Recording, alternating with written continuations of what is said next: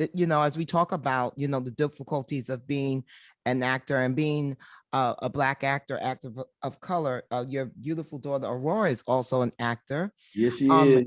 and were you okay with her going into the profession? Did you encourage her?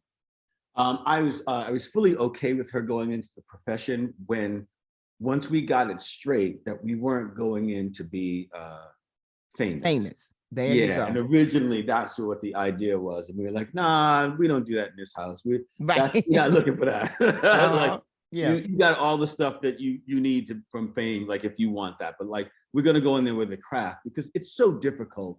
I mean, it's difficult for everybody, but women really, it's hard, man. You go in there and there's so many misogynists and people who want to just take your power away all the time. And we were like, you're going to go in there with as much power as you can. And so you're going to learn your craft and you're going to learn how to do it. And nobody can take that from you when you put that work in. And she really did put the work in and continues to put the work in. And so, when she gets in a job, it's not because of her face or her body or, any of that stuff. It's because the child actually knows what she's doing. And so I encourage her to follow that. And because she loves it, I'm really, really happy for her.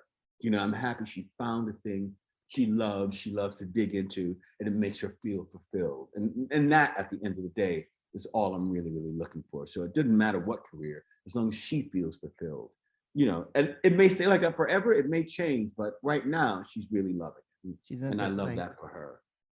No, and I'm glad to hear that because of course she, made a lot of headlines because of the Me Too movement, what with Lena Dunham and charges of sexual assault against Murray Miller and all of that. And I have to say, I watched you as much as I could, and I thought that the way you handled it was so beautiful because you gave your daughter, from the outside looking in, it looked like you gave her agency. And it felt like to me, and I'm welling up because it was such a beautiful dad thing, because it felt like to me that you said, I am here for you. I stand beside you. I stand in front of you. I stand behind you, but I'm going to let you stand on your own. And I'm going to just be there where you need me. Is that the way that you approached it? Because that's the way it felt.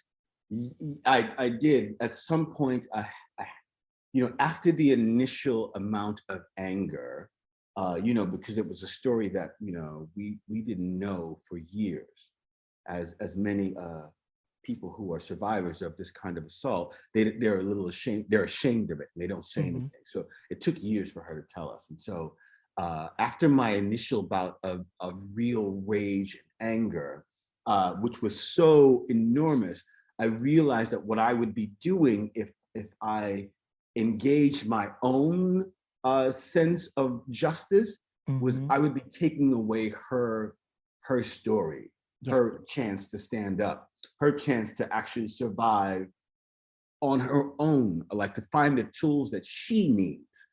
And I would be indulging my own needs. And so I really had to back up off it. And it took a while to get there. My wife was really helpful in that. And we had to really support each other, but we had to realize that the story wasn't ours to tell. It was ours to be there, to be supportive, and hers to deal with. It's just a hard thing for, I'm a helicopter parent, I'm watching all of it. So it's really hard to let go, especially in the face of something this kind of devastating, but it really is her story. And so that's what we really tried to do. And so I still manage the anger, even as I'm talking now. So, what I mean?